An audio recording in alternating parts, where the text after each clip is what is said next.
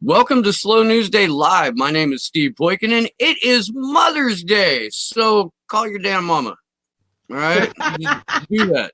Do that today. I'm going to. I promise. I haven't had an opportunity to do that because I've been buried in a bunch of work, and I've been trying to get prepared for today's show. I am just. I know I may not look it, but I'm damn near giddy right now. All right. And the reason for that is I'm very excited to welcome back to the show the legendary Rev Annie Chambers. How are you this morning? How you doing? Happy Mother's Day. Thank you. I'm fine and glad to be back. It's so good to have you back. Ian's been kind of keeping me updated on what you've been up to. But if you'd like to share a little bit of that before we get into the thick of the conversation, let people know what you're doing and how they can support you, and we'll go from there. Well, we're in the public housings, and we are trying to get food and cleaning supplies. And we live in a food desert, and this little one store that we got don't have any food in it. And when the shipment come in, then they triple the prices.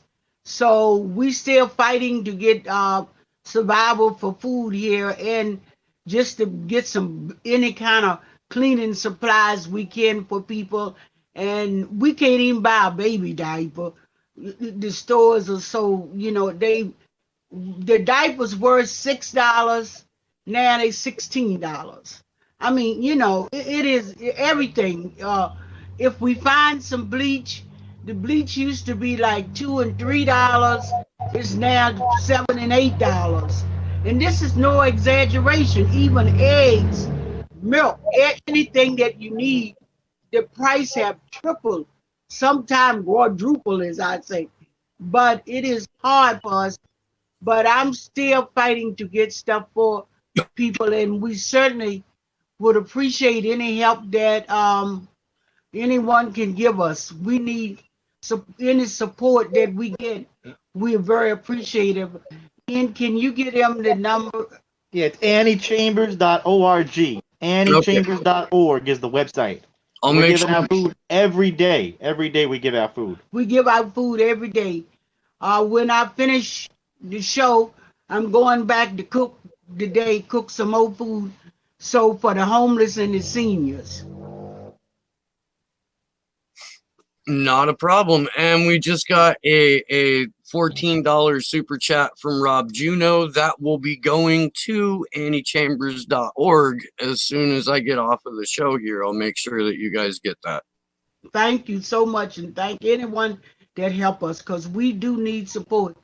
If it wasn't for the help of other people, because the city haven't given us anything. The city sent a truck in every other day with some box lunches. The kind like you get in jail. Yeah, that's what they give us. Great. That's what they give us every other day. With a bottle of water in it. I guess they, just let them don't die. They survive. I guess that's what they're calling it. But that's all we get from Baltimore City. That's all the help we've been able to get. Well, and City of Baltimore has a legacy of turning its back on poor Black citizens. Yeah, and it's one of those things where, like, I don't really like to bring up mainstream shows, really, but the City of Baltimore had to interfere with the TV show The Wire because they were dropping a little bit too much truth into those episodes on the way that people were being treated both in and out of jail. It's phenomenal. It is. Yeah, that was one of the shows that went right in the heart of the communities and showed what was going on. They also used the people, their extras were people in the community. And so the city, there was too much truth coming out. But I know that there's corruption everywhere. Baltimore City just rips off poor people at every hand. They get money coming in for housing, and they closing down all our public housing developments. They get money to the developers, And then when they say the tenants will be able to move back, that's the biggest lie. And I mean a lie. I used to say damn lie. I'm trying to be more a little straight with it. But it is the biggest damn lie that's ever told to poor people and people living in public housing. Right now, they done closed down the waiting list. You can't even apply for public housing in this city, and they constantly evicting people. They're constantly closing down all the public housing developments, selling them to the developers, giving them the money to buy them. The poor people's money that's sent in for poor people housing, they will call it a loan, a 1% interest loan that they give developers. Hell, I take a 1% interest loan, and I'm an old lady. Right. Maybe I paid back before I died, maybe I won't, at 1%, but that's what they doing to poor people in this city. What's incredible is that's the model that the Chinese government has used in Africa, in India, and in the Middle East in order to expand their empirical presence. The U.S. will just go in and supply both sides of a conflict with weapons, and then back whichever one is most willing to, give over their country's natural resources. And it creates much more animosity towards the U.S. than it does the Chinese, who are like, hey, we would like to build dams in your community. We're going to loan you the money for your infrastructure, but our firms are going to build it, and we're going to keep the profits from it. And then that 1% loan is going to turn into a 37% loan. And when you can't pay it, we'll just take our stuff back. Right. That's exactly. I mean, they got the dollar. They talking about the dollar housing program again in this city, and no poor person couldn't afford that house, or no, even a working class person that couldn't afford the dollar house program the way they got it set up. And so that's the biggest lie and joke that, was ever told to us. And I'm saying to people, when they come out and campaign, look you in your damn face. I'm sorry, I know the day Mother's Day and the day Sunday, and I'm a minister. But when they look you in your face and lie to you, it's like I said, what the hell you want? You taking a knife and you cut my throat smiling at me. You cut my throat slowly, as Malcolm say, and smiling at me and telling me, oh, fight for why would I fight for the program? I'm not going to be able to own nothing. I won't be able to buy a house, not my children, not my grandchildren. They're all working class people. Yeah. So, that's what's happening with a lot of the housing situation in this city. But we being pushed out at every hand. We being pushed out and put on little back roads in the counties that they got developments that's done fellow. An army base they done open up now. The army base we went to see? Mm-hmm. Well, they opened that army base up, and that was in Frederick, wasn't it? Mm-hmm. In Frederick, Maryland, they got this army base that first they closed it down, sold it to a developer. All of a sudden, he went broke. So now Frederick, they picked it back up, this base. The developer declared bankruptcy, by the way. And now they got the army base. They sending people from Baltimore to Frederick to live on the army base for public housing. But they ain't even fixed it up. Wow.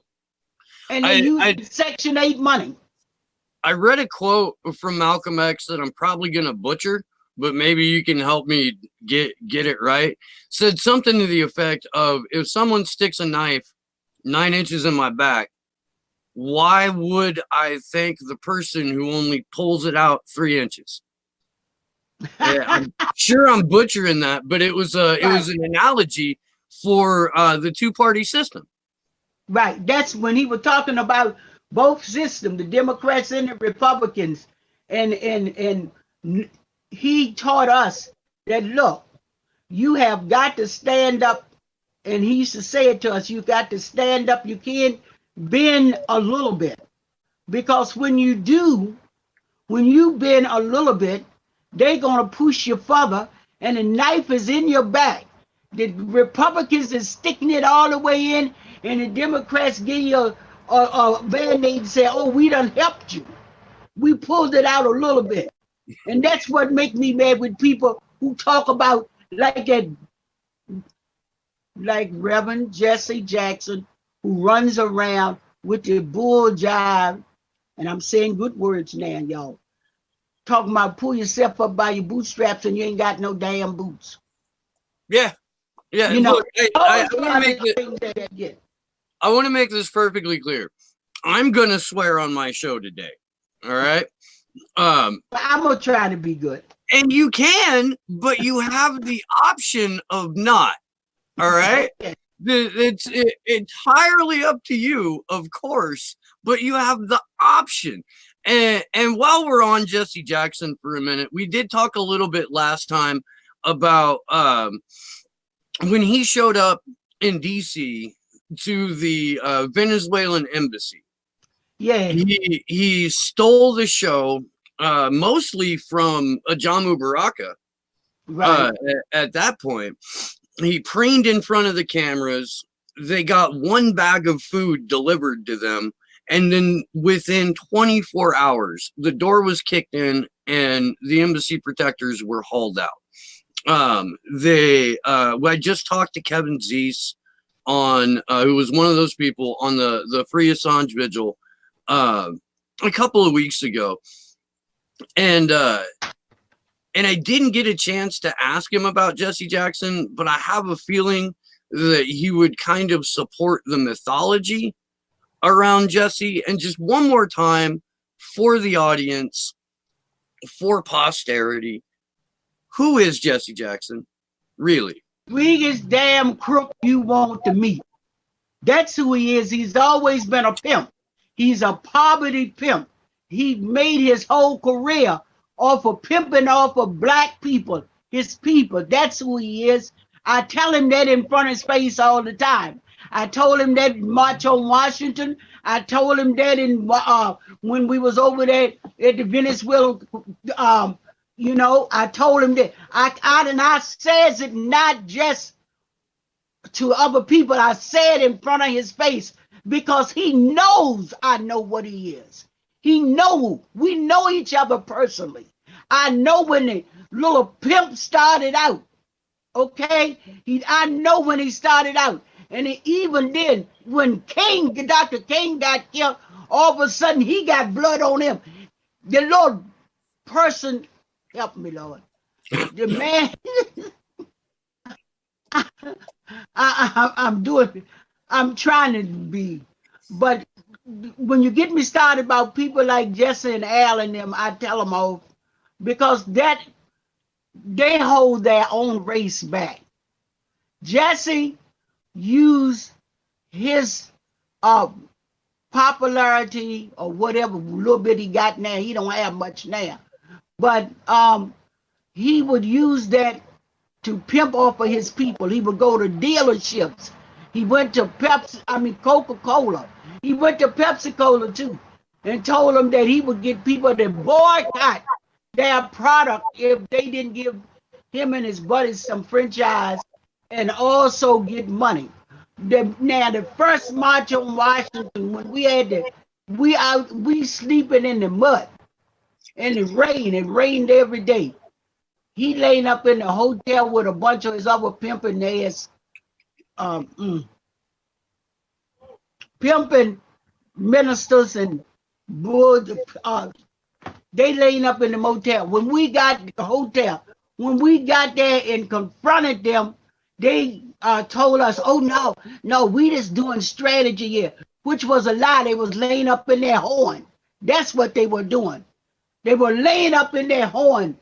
But the main thing was, right after we confronted them, the very same night, then the feds came in and tore up at the camp. All I've ever known about Jesse Jackson, and I says it to him, he is a pimp When everybody was talking about, oh Lord, he's so pitiful, he got a stroke and they give him a break. I say, hell no, God is punishing him. God is whipping him. That's what I said. And I said it to him. And I will continue to say it to him because he has done nothing to advance or help his people other than pimp on them. So one of the things that people ask me a lot that I don't even know if I'm qualified to answer is how do we build a better future? It's the future. I see it. It's going to be better. We got to build a better future by the connections we make it now. Look at the young people. You know, the one thing I was taught by one of my mentors, which was actually two. Nelson Purdy said this to me, who was the man who helped start CLP, the Communist Labor Party, who I called my godfather, and also a priest, Father Witchland, said to me, we're building a better future because the young people, racism, all these bigotry and all the other garbage, classism, all that's a taught thing. But things are different now. Our younger people, no matter how they want to put them down, they won't allow this. They'll change it. I don't care how much they show, Donald Trump skinheads and all them other Klansmen and everything else. It shows now. Young people are not learning nor even going in that direction. So it is getting better. I have young people that come and help me of all races. And I would not have gotten that 25 years ago. Okay. It used to be this thing, honest, this was what mostly was built up of the movement, was the blacks and the Jews. The Jews have always been around black people. Ever since I can remember the movement, Jews were there. There would be some white folks sometime, but see, racism was taught so heavy back then because it is a learned thing, a taught thing rather, because children don't know the difference when they, you can put two little children together. One might be dark and one might be light, but they don't even deal with it. I mean, I got young people now that I watch grew up with my children, ate the food we ate. We all stayed in the same place. And they don't, and that's a good thing. That's a good thing. See, it is this old anarchy, white man, mainly. And I tell white women too, I say, you see, you know what, when I'm struggling with you, sister, but you had to see that you had to struggle. You could not allow your husband to go in after hours. Women are standing up more now, and that's a good thing. That's why the world going to be better. The female is and people ask me, am I a feminist? I say I'm a woman. I'm a woman. I'm a human being. I don't like labels put on me because I will fight for anything that's just and right. And that's what young people are doing now. They are fighting for justice and what's right. They see what need to be done, and a lot of young people are doing it. In spite of what they like to show. I meet young people of all races, color, and creed, in every race, and they are fighting. They are making changes. So we're going to have a better world. We're going to have a better world. I may not be here till again. I'm going to live to be 100, but may not be in the next 22 years. I don't count it at all, because I'm 78 now. I'll be 79 this year. But anyway, we're going to have a better world, and I see it getting better every day. When I can look at my grandchildren, I look at my grandchildren. I got grandchildren that's Jewish. I got grandchildren that's Hispanic. I got grandchildren, and we don't say you mix. I say you're a human being. Right. That's what I tell you. Right.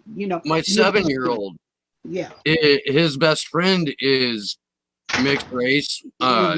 His dad's about 3 shades darker than Wesley Snipes in a windowless basement room. Right. And they became friends because they both had the same like tight curly hair. Right. That's why they're friends. We have the same hair. We can hang out. And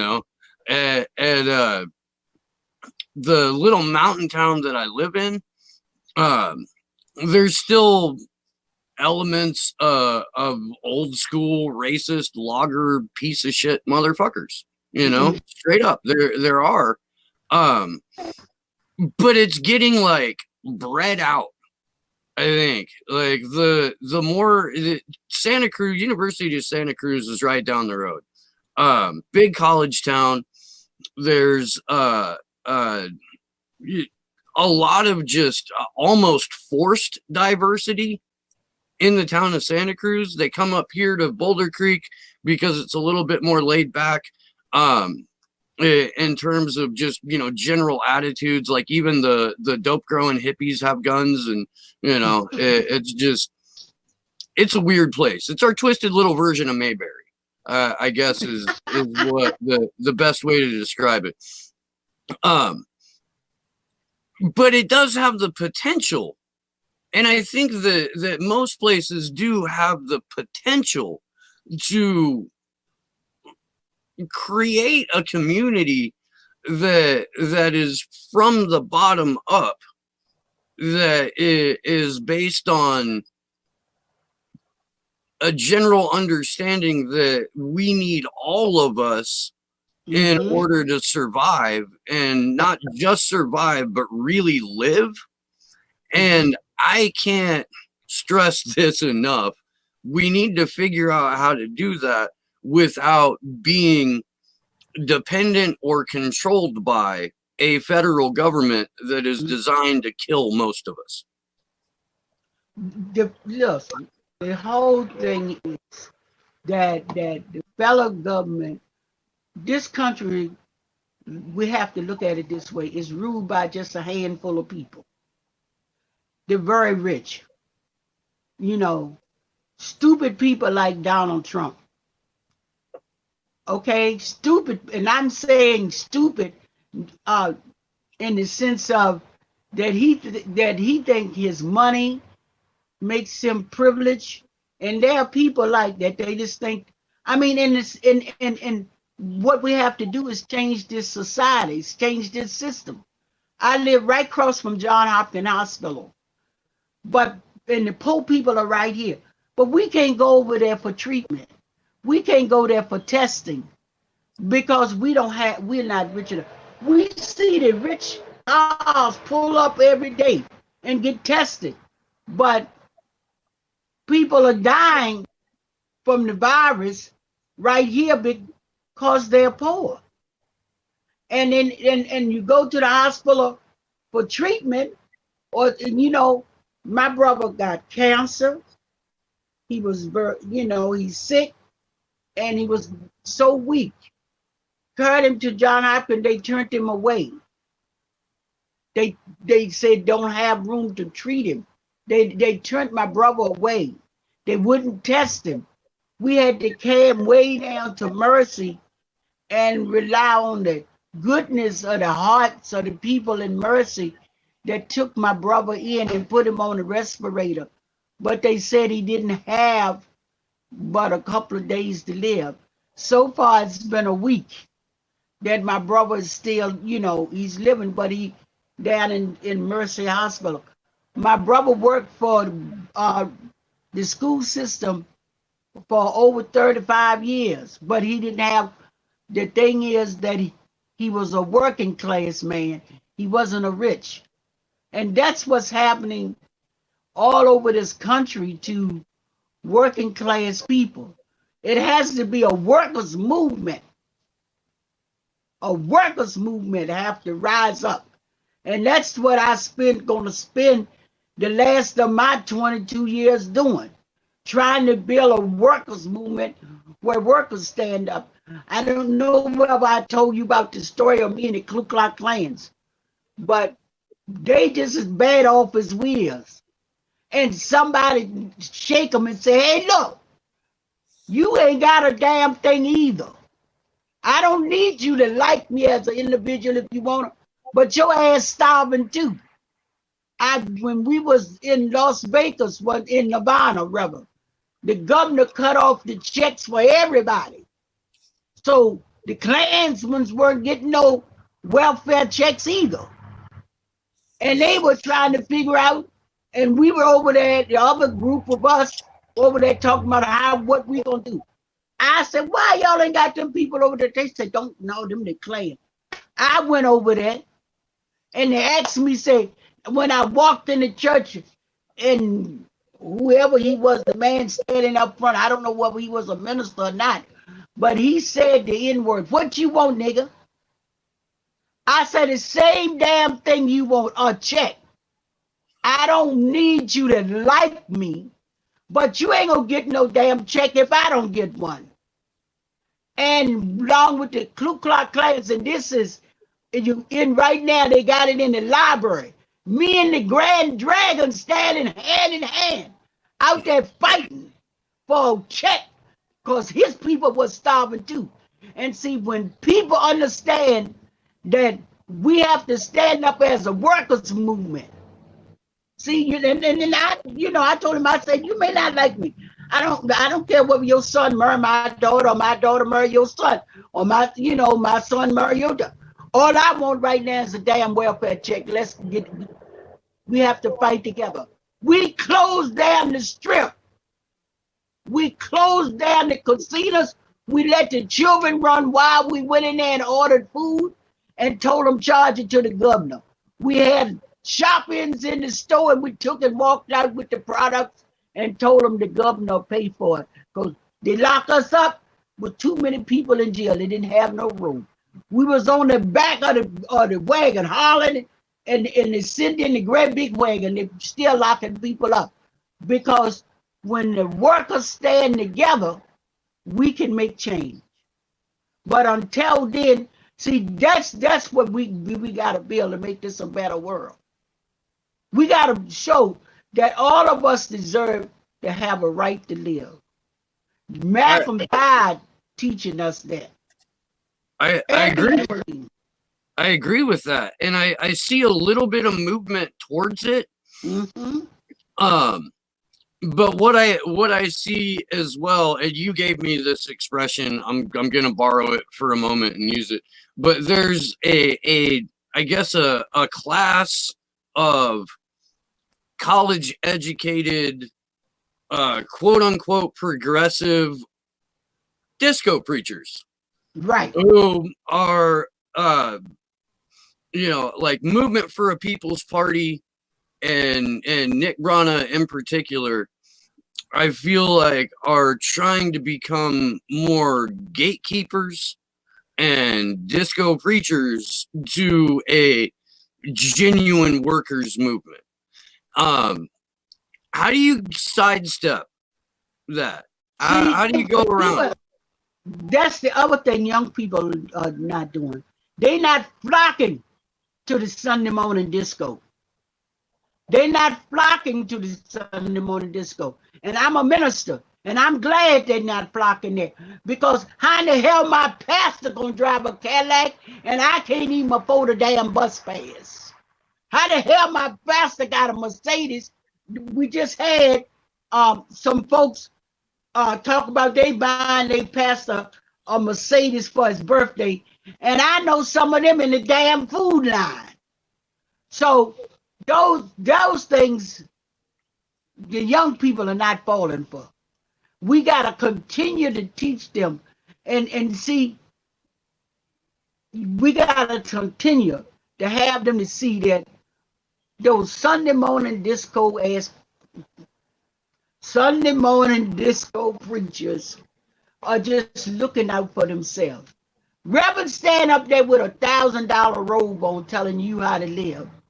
You dropping your little coins in his plate, or they don't like coins now. They say they want soft money. They don't want to hear it when it hit the plate. They don't want no money don't want nothing that hit the plate. So when I go to church, I drop in 2 pennies. I'm poor. I drop 2 pennies in. Okay, that's all I can give. You don't want that? I'm giving it from my heart. Because most of my funds I have to use for the masses.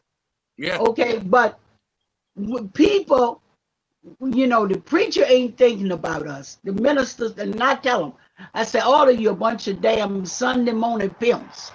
You're discoing, telling people what you think they need to hear or what you want them to hear, and you're pointing fingers. But God got something for you, because you won't stand either. The young people don't do that. The young people, I see them, and people are saying, "Oh, they don't believe in God," but that's a lie. They do. They understand the Bible as good as me and anybody else that wanna turn their collar around backwards. So good that they know that you're lying, and I like that.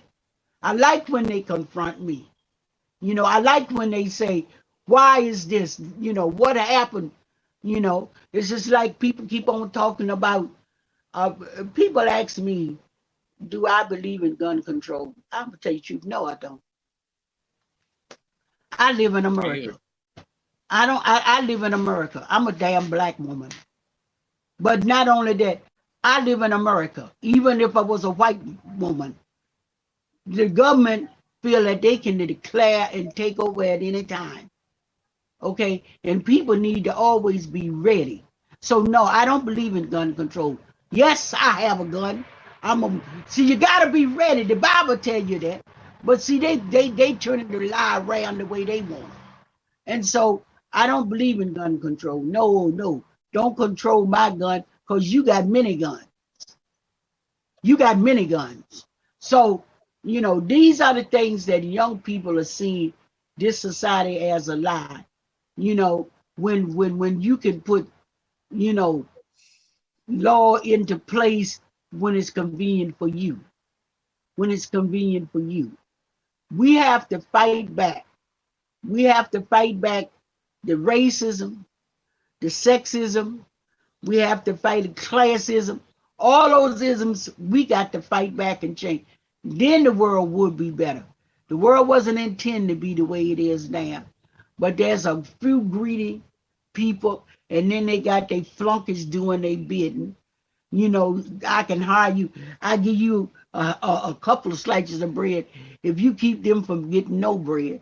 And then the ones above them, we'll give you a half a loaf if you just get a couple of slices, and then we'll give you a loaf. So I'm saying to people now, this situation show people how bad things can get, how bad it can get for us. Yeah. The corona really is a wake-up call to many people that thought they were secure in their jobs, thought they were secure, and you're not secure, because this society, we live in a capitalist society, and capitalism will not work. It will not work. It will not stand. I frequently read the Black Agenda Report because they've got some of the best writing on the internet. Really, I'm trying to find the quote. Kwame Ture said, "Capitalism doesn't just lie some of the time; it lies all of the time." Yeah. And I tend to agree with that. I had a question in the chat earlier if you knew Rose Sanders. No, I don't. Some of us have used to, change names. Yeah, she's a playwright, civil rights attorney, and down in Selma. No, but I think I heard Marion Kramer talk about her. Marion know her. Yeah, Marion Kramer know her very well. I kind of like I generally upset that I lost my grandmother a number of years ago. But when I talk to you, I get like, I think you would have loved my grandmother. She was a minister's wife who had a Colt pistol in her purse at all times. That's right. Leave it in the car when she went into church. But you know, she was the best shot in our family too, until the macular degeneration got her eyesight. But she could shoot the wings off a gnat from 100 yards like it was nothing. She show us up all the time. Yeah. There's nothing you can do about it. When a woman who at the time was, you know, approaching 60 is out shooting everyone in the family, all you got to do is be like, I wish I could do that. Can you teach me how to breathe? What are you doing that I'm not doing? You know, it was good though. It's a good feeling. You give me good vibes, Reverend Annie. You do. Thank you.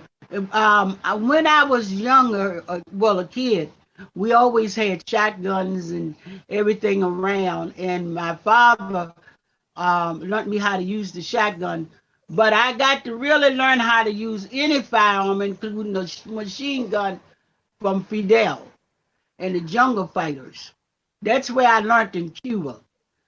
I'm a Panther, and when they sent us there, I learned how to not only use a gun, but how to use a knife, and even that's where the Razor Brigade came out of Cuba. All right, let's talk about that for a minute. Let's talk about the Razor Brigade. Well, I don't know if the people in the chat know what that's all about. Please let them know. The Razor Brigade, we were out in the demonstrations. When you would see people in demonstrations, and you'd see the state troopers and all the fellow people, it all with guns, and they would be pushing us back. They had ice picks embedded in the butt of the guns and rifles, and they had nails or anything, and that's what they would use to stick us with. But the Razor Brigade, when we went to Cuba, and we learned that a lot of times when Fidel and them were fighting, they were fighting a revolution, they women were fighting silently and nobody knew it. The Razor Brigade, we learned to use a razor, not a straight razor, but just a small razor that was fashioned for us. And we would take that razor, and I could cut you, and you don't even know you cut. And we done cut a many state troopers, many sheriffs, everybody. They didn't even know they were cut. Maybe one of their buddies would look up and say, "Oh damn, Bob, you're cut." His whole backside be hanging out, and we'd be like, we falling back. Like one of these? Hey, there we go. Yep, there we go. and look, we had that. And they be, get back, and we be, don't hit us. But baby, we be slicing, and we done cut legs, backs, arms, but no. That's what we learned to fight with. That was one of they call that the Razor Brigade, the silent fighter. Okay, because, we were taught by Minister Malcolm, if we confront them head on, that gave them a license to kill us instantly. But see, they didn't even know who cut them. They didn't even half the time. They didn't even know they were cut till their buddies tell them. And then they look blood running all down their leg and their back and the butt and everywhere. But that's what we used to do with the razors, and I learned that very well. As a matter of fact, I taught that skill to some of my children. Yeah, I work in the trades, so I pretty much always have one of these like on me or near me. But man, I know you don't notice if you nick yourself with one of these. The sharp razor is I'm gonna say handy. Yeah, cause see, they wonder why they getting weak and passing out. They bleeding to death. We'd be slicing them and they'd fall out. What? and still don't even know they cut. But that was part of the battle. See, that was part of our battle that we did back then, and we were taught many things, many parts of the body that we could touch, could grab and cut off circulation, cut off different parts. And so we were taught very well, thanks to Fidel in Cuba.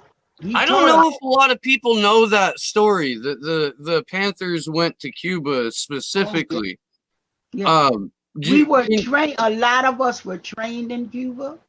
A lot of us still live there. We old, but they live there. And they got families there now. When the United States declared war on us, and that's what I call it, because they were picking us up wholesale, locking us up, many of us, and I sit here in front of you right now is because, as I said, names have changed. There were lots of stuff out looking for me, but they didn't have the right name. When you're in the South, you know about that. You get a nickname. Oh yeah. And it goes with you all over the place. So I had a buddy down on the Eastern Shore. He still, as a matter of fact, he became a commissioner. He said, there's so many ones looking out for sugar gal. I thought out laughing, but that was my nickname at the time. But that's all they had, because everybody said, and they kept saying, who is this sugar gal? Well, it was me. My name wasn't even Annie Chambers then. It was another name, okay? But they knew. He knew, because he was a Panther too. He knew but they were locking us up, and Fidel had already arranged if they was to try to, we had an inside knowing who they were coming after. And if they ever got close to getting me, Fidel had already set up to move me and every child I had at that time out of the state, out of this country. We were going to Cuba.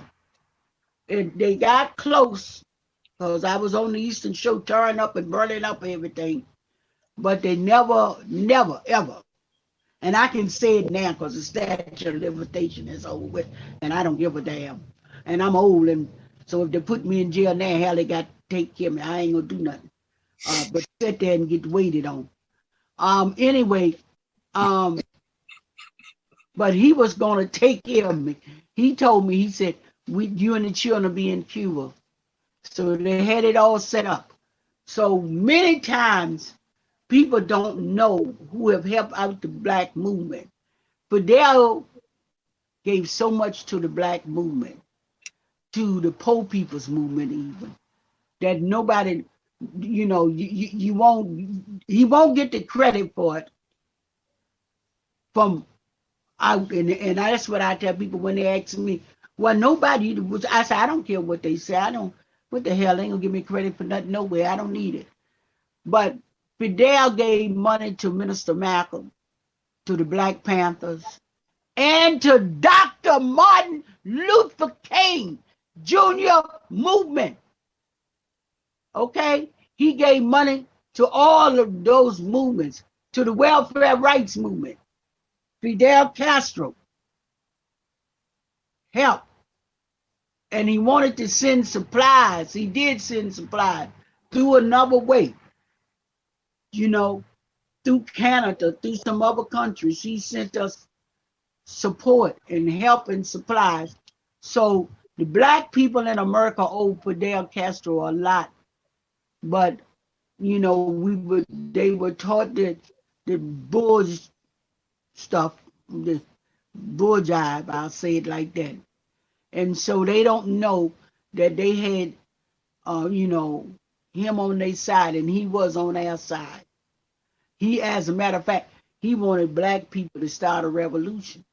But Minister Malcolm, he said, listen, we won't get enough guns. Plus, once we start our revolution, there will be other countries coming in to help them kill us. We one race of people. So we got to fight within with what we got, but fight within this system, you know. But never been, and that's me till the day. I never been.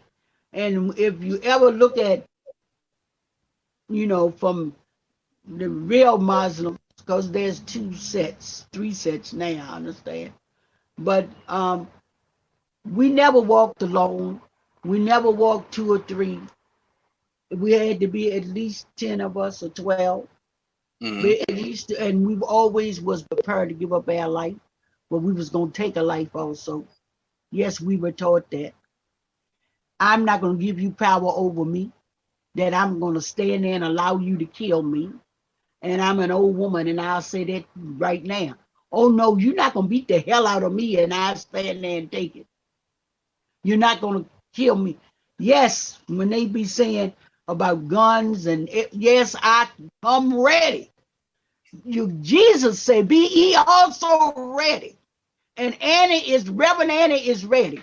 So I tell people all the time, you know, and everybody that know me, don't think because I turn my collar around now that I'm a chump. I'm a follower of Jesus. I'm not Jesus. You won't have no damn head if I cut it. I cut your whole head off. See, can you get it back? You know? So that's what people have, you know. We have to be honest, and I'm an honest person with my feeling. I tell you know, you might hit me. You might, and I say might because if I see you threaten me, I take care of business. That was the other thing we were taught. Why are you gonna stand there and let somebody hit you when they done already said they're gonna? Oh no, you can't do that either. So you know, I tell people all the time. All the young people around here, they tell you, oh, that's Reverend Chambers. She all right, don't bother. They be asking me, you out this time of night, ain't you scared? No. I walk with the Lord in my stuff in my pocket. I got my hand on the Bible, and I got my other hand on my gun. Now you can get prayed for, or you can get died, either one. But I'm gonna give you one of them. You know? I love you so much. I do. Wow. That's awesome. It's just the truth. You got to be ready. I know. That's what I love. That's why I know. It's just unfiltered truth on the show. I love it. I do. It's why I show up. You know.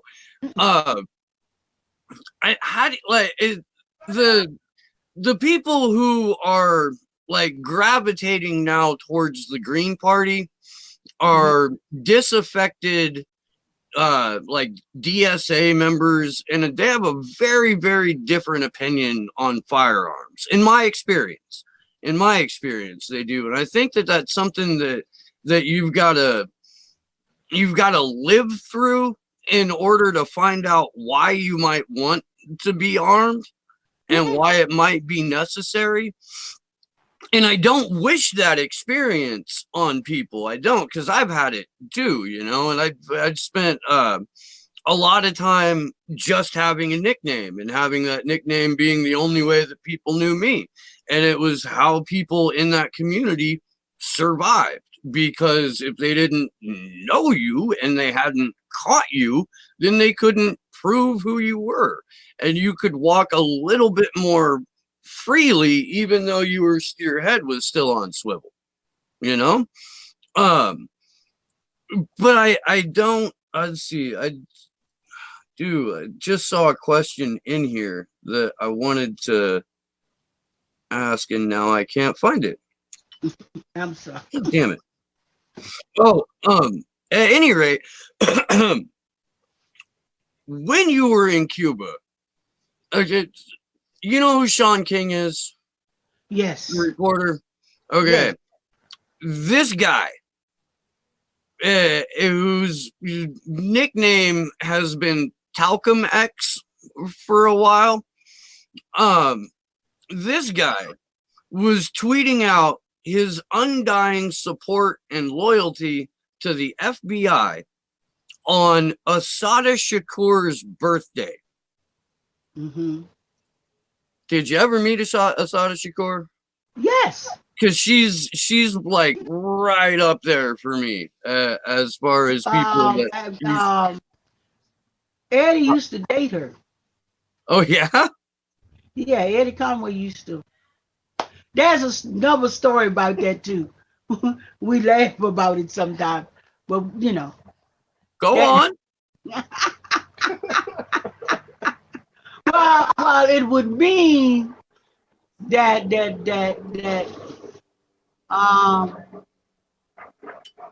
we used to say that he was her son's father. Okay. Okay. And it came out. I mean, he didn't deny it, but you know, he didn't deny the possibility. He used to say to us, but yeah, we all knew each other. That's cool. Yeah. And look, I mean, I want to get like a picture of Pac and a picture of Eddie like put up side by side. Really do. That would be too much like twins. But if you see that, if you see the son that Eddie got there and two, they both look alike. We say it all the time.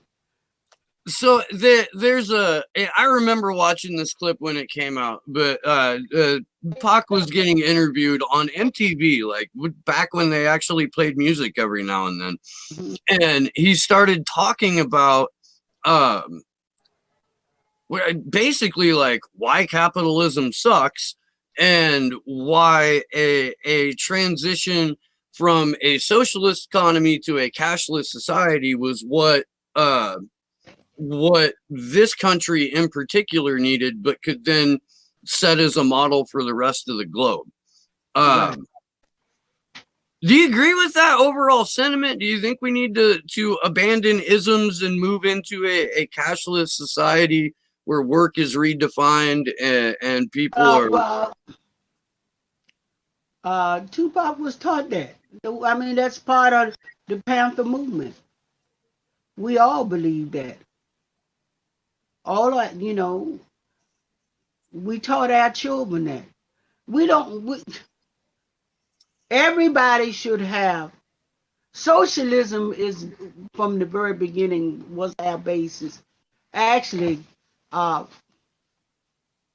we can educate. Everybody should have a home. Everybody should have food. Everybody should have the basic human needs. Let me put it like that.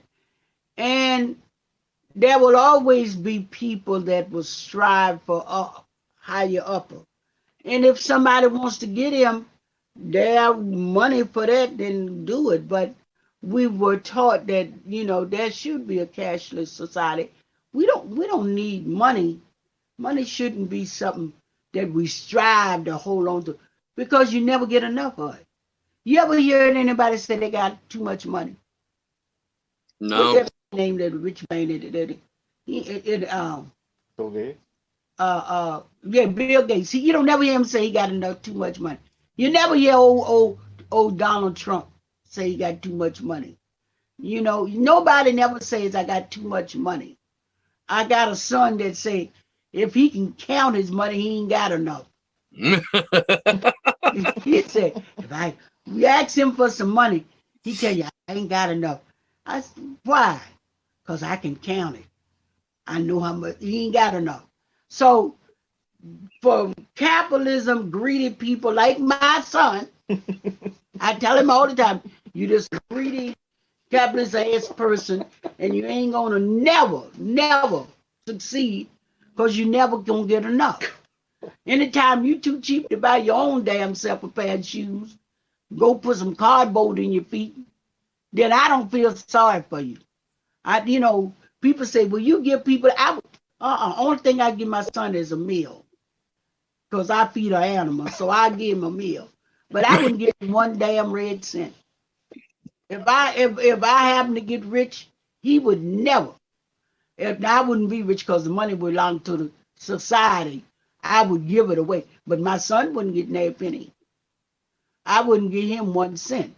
Because when somebody can say stupid stuff, raised in my house, ate the same food all the rest of the people did, know how hard it was, and that if he can count his money, it's not enough. So, see, that this society, we don't really need money. But there's greed in this society. There's greed. The people is greedy. You know, that's why I say only a handful of people runs this country. Yeah, and the addiction to greed, because it hits all of the same brain receptors as other addictions. The addiction to hoarding money or resources in general. Right. I'm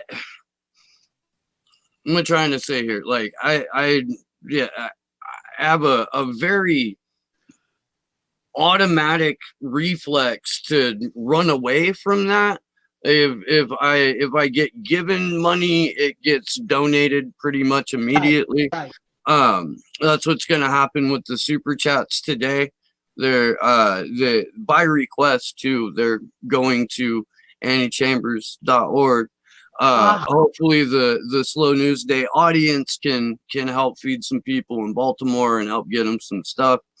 But I mean, that's really like that's what I do with cash or resources anyway. It gets spread out. Because I feel like, I don't know, I try to find positive addictions in my life.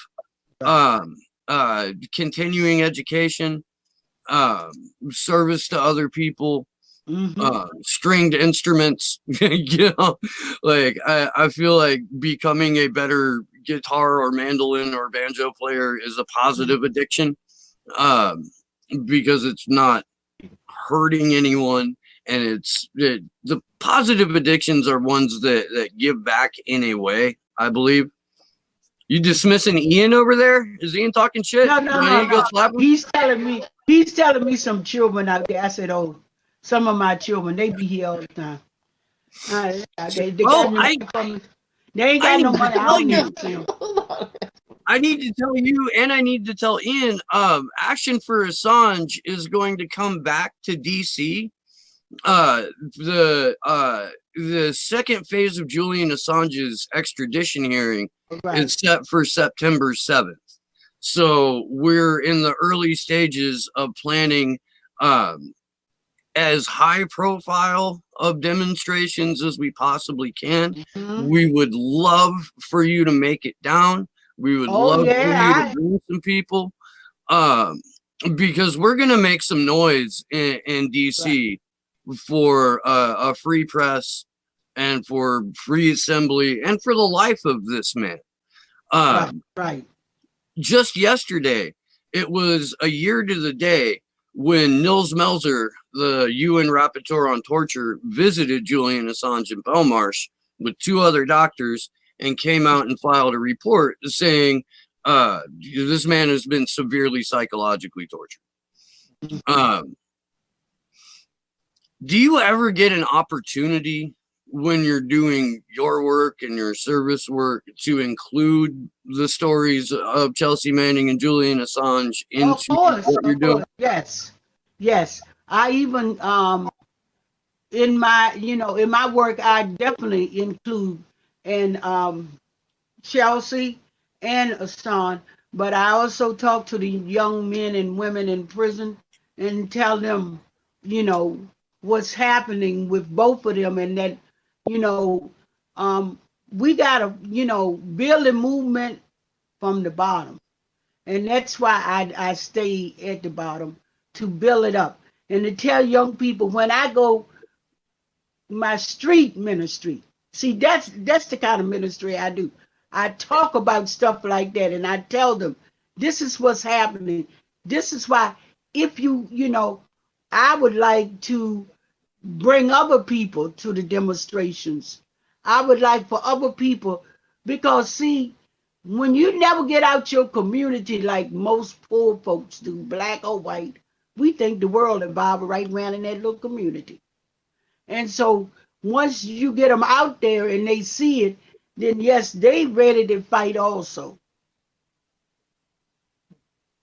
Yeah, oh, I agree with that. I do, and that's one of the things that we try to keep at the forefront of our own activism. Shit, I had something. I did. Oh, I had a buddy of mine. His name's Levi Rinker. We grew up together in Anderson, Indiana. He spent a number of years in Japan, and he would do wandering street preaching in Japan, and like that was just how he communicated with people. He made a series of recordings of it, and he sent it to me, and it sounds like a drunk street preacher, like it really does. But I may have told you when you were on the first time, my grandfather was a minister, Church of God. It's like Pentecostal light. So you don't dance, but you also don't handle snakes, you know. Right. Like somewhere in the middle is what it is. But his ministry was always, I'm gonna go to the worst possible place in whatever area they happen to send me. And that's my church. That's who I'm going to talk to. Yes. He could have parlayed his story into some big mega preacher thing. You could have parlayed your story into multiple CNN appearances. You could have a fancy robe. You could be standing there with Reverend Barber. You could be. Right. And you chose not to. No. I don't need to know your opinion on the people that chose to parlay their stories like that. But you could share it. And also like drive home the point why it's important not to parlay your life story into a pile of cash and a decent house. Well, just let me say it like this. The greatest man that ever walked this earth never did that. The greatest man that we will ever know never did that. And we all call ourselves, and I hate when people say ministers. I hate when the people say, I'm a minister, and then who are you ministering to? What are you ministering to? There are all kinds of ministers. I tell them that. I say, hell, the devil got some too. They minister too, you know? So I don't need, as I've said, I don't need the accolades. I don't need the fancy this and fancy that, because my ministry is to draw the masses of people for the basic human needs. Because I know if I can minister that, then I've already gotten my reward. I've gotten my reward. I don't need nobody to splash my name all over the place. And I don't need nobody to give me thousands of dollars to come speak somewhere just to open my mouth. Because I said I'm a minister of Jesus Christ. I'm a follower of Jesus. I love God.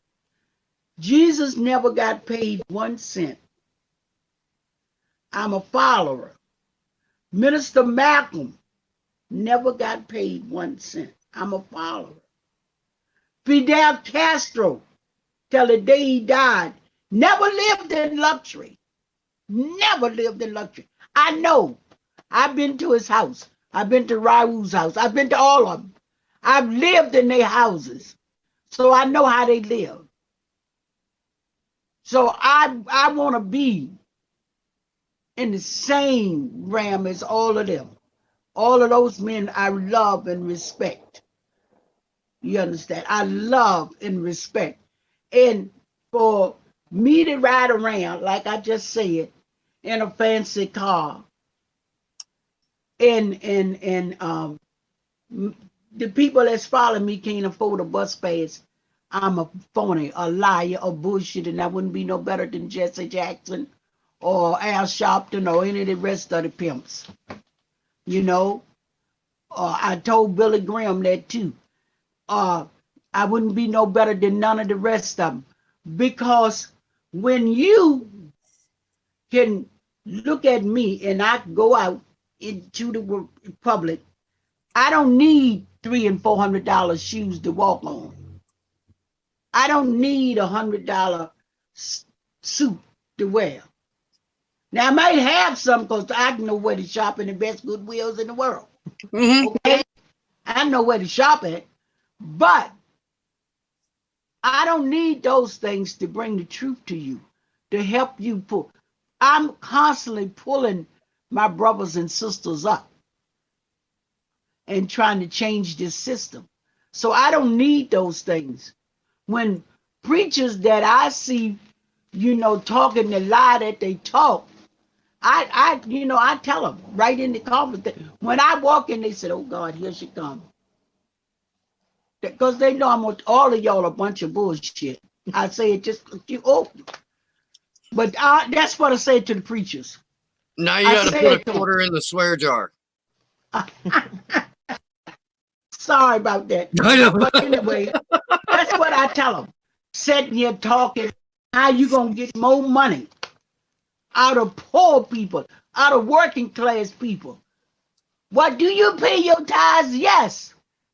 Didn't I tell you I took my Social Security check and brought food enough to cook and serve? That's my tithe. I ain't gonna give you nothing to look better than me.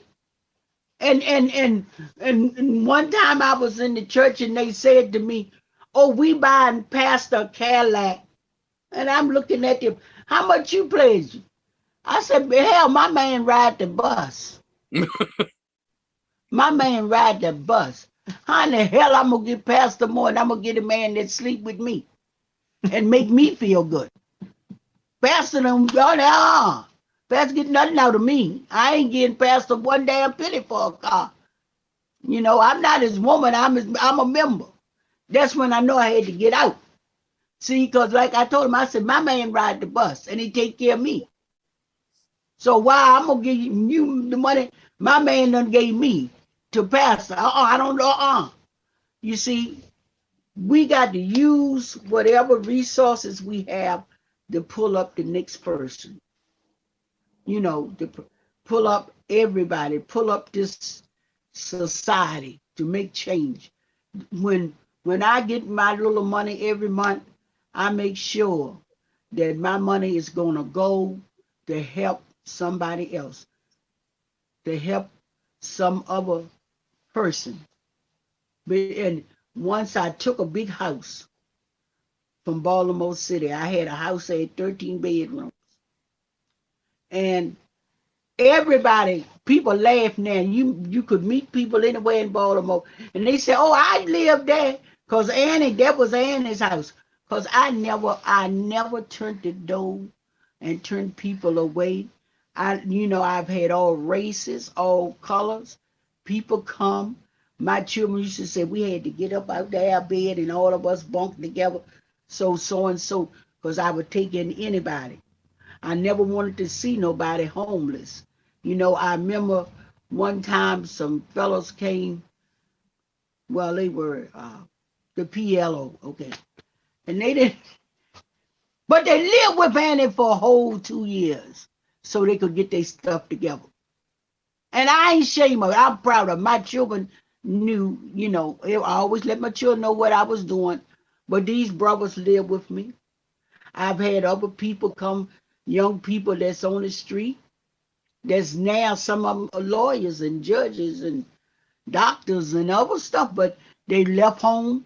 I used to see children out there smoking that stuff, be in the cold. I say, "Hey, what you doing? Come on, go home with me." You ain't gonna stay on the street. It didn't matter color or race. That's what we got to do. See, that's what society is about. I care about you as much as you care about me. I love you. You're a creation of God. I love you. I love everybody. And that's what I tell people. I say, I love you. I love you. Like, sometimes I tell people who be acting up downtown, I say, oh, honey, I'll beat the hell out you and pray for you while I'm doing it. But, we got a man right now, he tell everybody, oh, if Miss Chambers slapped me, I'd slap the hell out you. Because you didn't know what you was saying. You made up in the mad. But, yeah, I prayed for you, but I knocked the hell out you, though, didn't I? So you gotta I care about people. I don't have nobody that I hate, not even Donald Trump. I dislike the things in his thoughts, but I don't hate him. As a matter of fact, I pray for him because he about to, the devil done consume him so much it's in his face. So I just pray for him. I don't hate nobody. Like there's other people that I got a big same dislike for Donald Trump as I got for them. Like Jesse. Like Jesse, I tell him, and he's well, I hope someday that you'll see that I'm a good man. I said, but that day ain't come because you ain't no damn good man. You ain't a good man. I have to let you know the people who are watching right now and who are commenting in the chat want me to let you know that they love the hell out of you. They love you very, very, very much. I stayed at a house that was identical to the one that you were talking about that you're at. This was in Candler Park in Atlanta. The dude who ran the house was Big Zeke. And it was exactly like that. And I was a street kid when I was in Atlanta. I was like quite literally sleeping under a bridge with a couple of gutter punks. We used to drink these things called Snoopies, which you took a 40 and then you took Cisco and you drank some of the 40 and then you poured the Cisco in and you mixed it up a little bit and then the lights went out. When the lights went out for me, I was standing in the middle of the road in Little Five Points trying to hitchhike out of Atlanta. And I got a ride to ACDC, the Atlanta City Detention Center. Mm-hmm. And then when I got out, the first person I ran into was Zeke. And he was like, you look rough, kid. Why don't you come hang out at the house, try to shower the jail off of you and get some real food for a minute. It was great. I stayed there for like 2 weeks. I was able to get the hell out of Atlanta. And I haven't been back. Yeah. Atlanta, kind of a crazy town. Like people don't realize how wild Atlanta is. I don't even know. I just wanted to tell that story because the house you were describing reminded me so goddamn much of Zeke's house. I need to go because I have a bunch of stuff to do today that I put off for like 3 days, and I have no excuse for putting it off other than I guess I wanted to. I was in like a 17-hour meeting. That sucked. But Annie, thank you so much for coming on the show. I really do. I love the heck out of you. I would love you to come back and share some more stories and hang out. The people who are watching right now absolutely adore you. Will you please let people know one more time where they can go to support you and how they can best do that? You want me to say? Yeah. Okay, yeah. If you want to jump in too, man, you go to AnnieChambers.org. AnnieChambers.org is the website. And if you like some of the socialist aspects of what we were talking about today, that's People's Power Assembly is a great place to check out. They're doing a lot of the food work out here, and they were at the last Assange Action Vigil in D.C., and I'm sure we'll be back again. And then also, I would also recommend checking out Struggle to Lucha too, which is their newspaper, if people are interested in a different type of socialism. Because I know we talk socialism, people think DSA. Yeah. That's really not the only type out there. Right. So Yeah, no. But AnnieChambers.org if you want to donate, and that money goes right to feeding people. Every single day, Reverend Chambers is outside. Rain, snow, sleet, warm weather, cold weather. They were threatened eviction if she kept giving the food out, and she kept on going, and she never looked back. And now other people in public housing projects are giving out food too, because they feel empowered by her, and they don't feel like they have to listen to the city anymore, telling them not to for some reason. So, Thank you. Thank you so much. That's gonna do it for this episode of Slow News Day. Tomorrow, 10 a.m. Pacific, 1 p.m. Eastern, Whitney Webb. Tuesday, 9 a.m. Pacific, noon Eastern, Vanessa Beeley. Wednesday, 10 a.m. Pacific, 1 p.m. Eastern, Danny Sherson. I don't know who else I have booked this week. That's right off of the top of my head. Yeah, Robbie Yeager's going to be on. We're going to do a deep dive into the Sunrise Movement. Corey Morningstar should be on. We're going to continue that conversation about Sunrise, include Extinction Rebellion, talk about what the World Economic Forum calls the Fourth Industrial Revolution, which is basically the people who killed the planet are hijacking what's left of it and they want to ransom it back to you. So that's going to be a hell of a week here on the Slow News Day. I love you guys. Thank you for spending some time Love with me. you. Thank you. Happy Mother's Day to the mamas out there. And